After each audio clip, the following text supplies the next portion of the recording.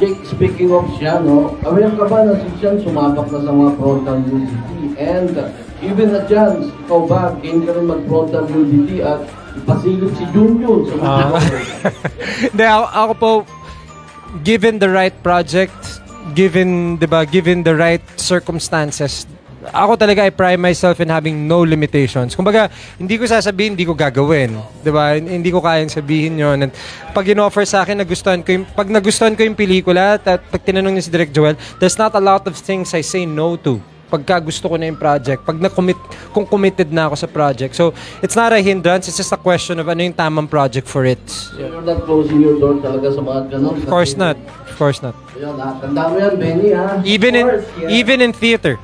Even in theater. So, like, that's still open for me. If they offer me a perfect play, na talagang na-in love ako sa play, may full frontal to, I'll do it. Yeah. Why not?